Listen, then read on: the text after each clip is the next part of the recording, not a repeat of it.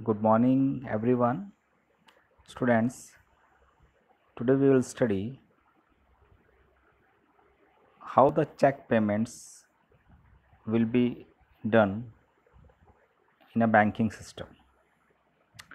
It is a part of our chapter Money and Credit, chapter number 3 in class 10 economics.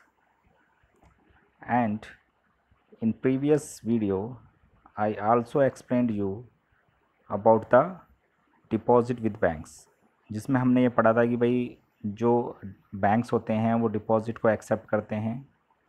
ये जो deposits होते हैं जो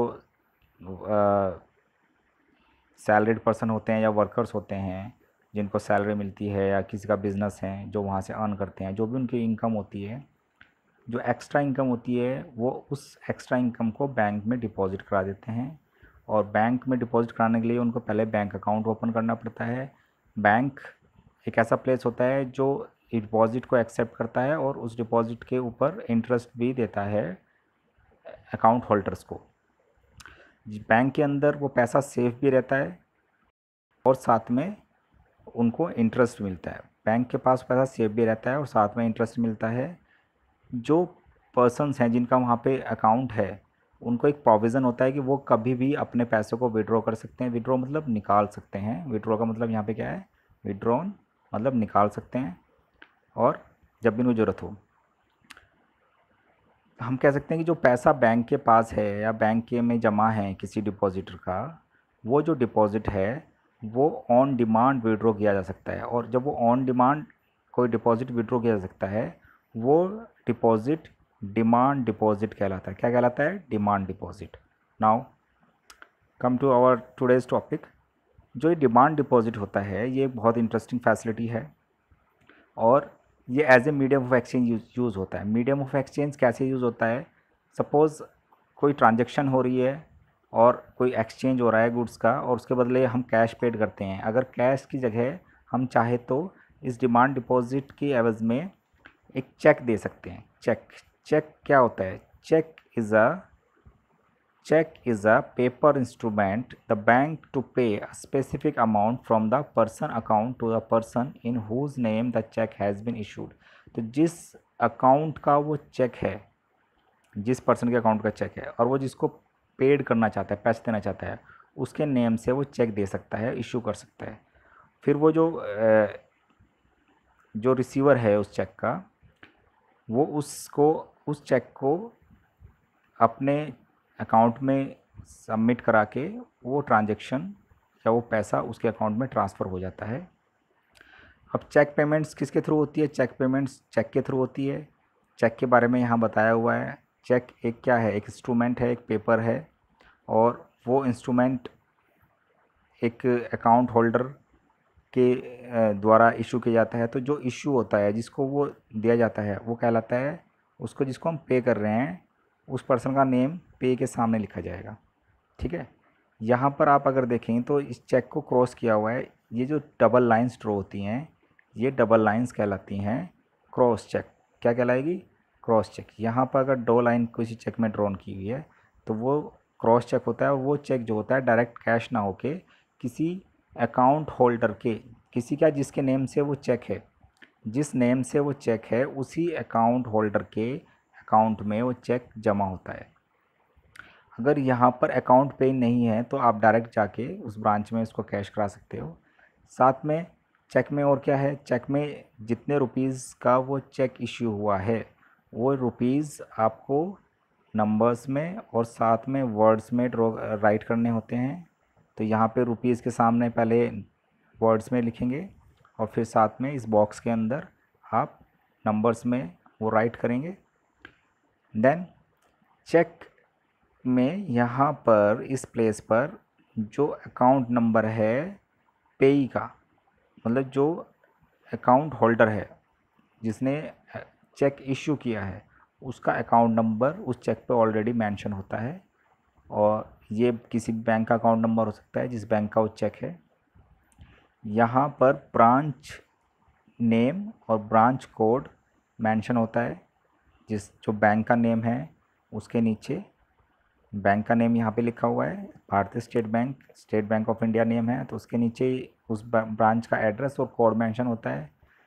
ये जो प्लेस होता है, इस प्लेस पर जो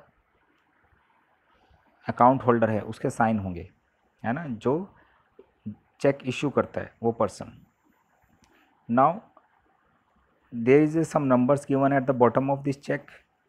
ये जो नंबर्स होते हैं they have some specific number. हर एक चेक का एक स्पेसिफिक नंबर होता है। वो जो चेक नंबर होता है वो 6 डिजिट का नंबर होता है, ये ध्यान रखना है आपको। और ये 6 डिजिट का नंबर इन्वर्टेड कॉमास के अंदर लिखा होता है। तो जब भी आप चेक नंबर कहीं पे फाइल करेंगे या राइट करेंगे तो ये 6 डिजिट्स होती हैं उस चेक नंबर की। And there is some more numbers are given, these are codings which are used by the bank. ये बैंक्स की कुछ कोडिंग्स होती हैं, वो हमारे किसी मतलब की नहीं होती है। वो कोड्स जो होते हैं वो बैंक्स वालों के लिए यूज़ होते हैं, उनको अपनी कोडिंग होती है वो। लेकिन जो एक नंबर हमें मेंशन करना पड़ता है वो होता है चेक नंबर। और ये चेक नंबर हमेशा 6 डिजिट का होता है। हर एक चेक में आप आपके घर पे अगर आपके पेरेंट्स की चेक बुक है तो आप वहाँ पर चेक कर सकते हैं। चेक को छेड़ना नहीं है, कुछ लिखना नहीं है उसके ऊपर, सिर्फ आप उसको देख सकते हैं। और ये सारी चीज़ें आप उसमें पाएंगे। पे का नाम होगा, डेट मेंशन होगी ऊपर, और रुपीज़ वर्ड्स में यहाँ पे बॉक्स दिया होगा। यहाँ पर अकाउंट नंबर होगा, बैंक का नेम, और ये प्लेस, यस प्लेस पे कभी कभी जो अकाउंट होल्डर होता है उसका नेम भी लिखा होता है, प्रिंट हुआ होता है। सो ये आपका चेक हुआ। और चेक हमने बताया कि भाई ये जो एग्ज़ाम्पल दिया हुआ है ये एक शू मैन्युफैक्चरर ने चेक इशू किया हुआ है। और ये मिस्टर सलीम है कोई जिसका अकाउंट होल्डर है, और उन्होंने प्रेम कुमार के नाम से, प्रेम कुमार से कुछ परचेज़ किया हुआ गुड्स, उसके बदले में उनको ये चेक इशू किया है। नाउ अब ये चेक जो होता है वो डिमांड डिपॉजिट अगर बैंक में है तभी चेक इशू होता है। तो the facility of cheque against demand deposit make it possible to directly settle payment. तो उससे डायरेक्टली पेमेंट सेटल हो जाती है, जो अकाउंट होल्डर्स है उसके अकाउंट में से पैसे ट्रांसफ़र हो जाएंगे पेई के अकाउंट होल्डर में। Since demand deposit are accepted widely as a means of payment along with currency, they constitute money in the modern economy. तो जो मॉडर्न इकोनॉमी है उसमें बहुत ज़्यादा यूज़ होते हैं चेक्स। नीचे आप अगर आप देखते हैं तो यहाँ पर क्रेडिट कार्ड्स और डेबिट कार्ड्स दिए हुए हैं। This is also the modern form of money. और मॉडर्न फॉर्म ऑफ मनी में जो आपकी ट्रांजेक्शन्स होती हैं, ऑनलाइन ट्रांजेक्शन्स, वो भी कंसीडर की जाती हैं। जितनी ऑनलाइन ट्रांजेक्शन आजकल चल रही है, जितनी ऐप्स चल रही हैं मनी रिलेटेड, वो भी सारी इसमें कंसीडर की जाएगी। तो ये एक तरह इसका मॉडर्न बैंकिंग सिस्टम है। This is the modern banking system. Now come to the next topic, that is loan activities of bank. तो हमने पहले स्टडी किया कि भाई डिपॉजिट्स कैसे होते हैं बैंक्स में, डिपॉजिट रिसीव करता है बैंक। तो अगर हम बैंक की एक्टिविटी को समझें तो मैं यहाँ पे एक हल्का सा आपको रेफरेंस देना चाहता हूँ कि बैंक जो होता है, बैंक की वर्किंग इस तरह से होती है। ये कोई बैंक है, बैंक में डिपॉजिटर्स जो होते हैं वो मनी को डिपॉजिट कराते हैं, ठीक है। डिपॉजिटर बहुत सारे हो सकते हैं, बहुत सारे डिपॉजिटर्स होते हैं, और वो उनके अकाउंट्स होते हैं बैंक में।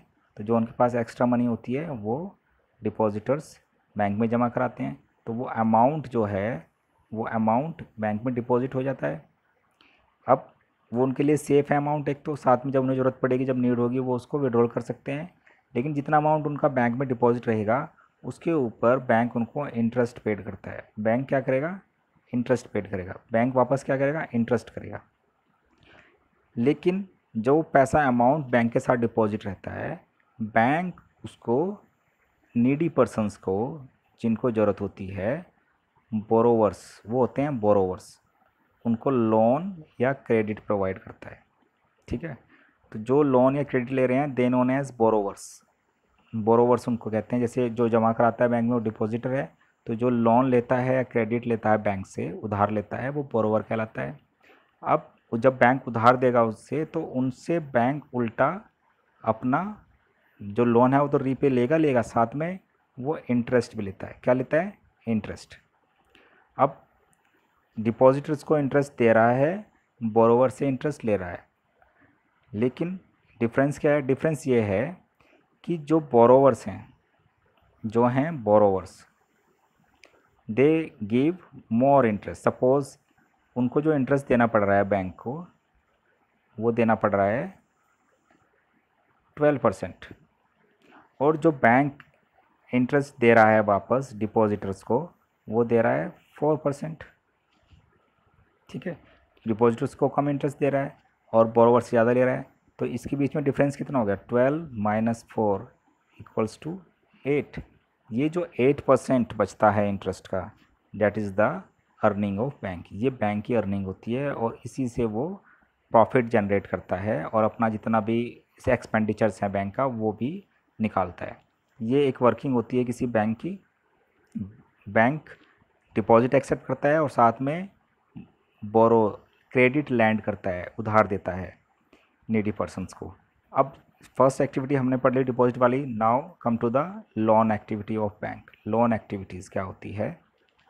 तो let us take the story of bank further. What to the bank do with the deposit, ये हमने बता ही दिया आपको, अभी डिस्कस किया है। और ये जो इसमें सब कुछ दिया हुआ है मैंने आपको एक्सप्लेन किया है कि जो बोरोवर्स होते हैं उनसे वो ज़्यादा रेट ऑफ इंटरेस्ट एक्सेप्ट मतलब लेता है और जो डिपॉजिटर्स हैं उनको कम देता है। तो अब लोन क्यों रिक्वायरमेंट होती है? देखो लोन की जो है ना बहुत ज़्यादा रिक्वायरमेंट्स हैं और यहाँ पे गिवन भी है कि huge demand for the loans for various economic activities. जो हम इकोनॉमिक एक्टिविटीज़ पढ़ी है हमने, उनके लिए बहुत सारे लोन्स की ज़रूरत पड़ती है। आप चाहे प्राइमरी सेक्टर हो, सेकेंडरी सेक्टर हो, टर्सरी सेक्टर हो, कोई भी स्टार्टअप करना चाहेगा या नया काम करना चाहेगा, या कोई हाउस होल्ड है वो अपने हाउस का रिनोवेशन करना चाहता है, बिल्ड करना चाहता है, कार परचेज़ करना चाहता है, एजुकेशन अपने बच्चों को एजुकेशन देना चाहता है, तो उसके लिए भी लोन, मतलब they have many requirements relating to the loan. So तो बैंक क्या करता है? बैंक जिसके पास डिपॉजिट्स होता है वो उसको यूज़ करता है, उसके जो अदर पर्सन्स की लोन रिक्वायरमेंट है उनको फुलफ़िल करता है। तो हम कह सकते हैं इस वे में, the bank in this way bank mediate between those who have surplus funds. Banks एक तरह से मीडिएटर का काम कर रहा है। Those who have surplus funds कौन है? वो डिपॉजिटर्स हैं। And those who are need of these funds, साथ में जिनको ज़रूरत है फंड्स की, the borrowers. Bank charge the higher interest rate on loans than what they offer on deposits. The difference between what is charged from borrowers and what is paid to depositor is their main source of income। यही उसका main source of income है। ये जो diagram मैंने आपसे discuss किया था अभी, ये सेम एक तरह से वही डायग्राम है। ये बैंक है, यहाँ पर डिपॉजिटर्स हैं, बहुत सारे डिपॉजिटर्स हैं। ये पीपल जो हैं वो डिपॉजिट करते हैं और पीपल जब ज़रूरत पड़ती हैं डिमांड डिपॉजिट में अपने विड्रॉल करते हैं और इस डिपॉजिट के ऊपर उनको दे गेट इंटरेस्ट। यहाँ पर बोरोवर्स दिखाए हुए हैं। ये बोरोवर्स बिजनेसमैन हो सकते हैं, जो मैंने आपको कंडीशन बताई वो सारे सब लोग हो सकते हैं जिनको लोन की रिक्वायरमेंट है।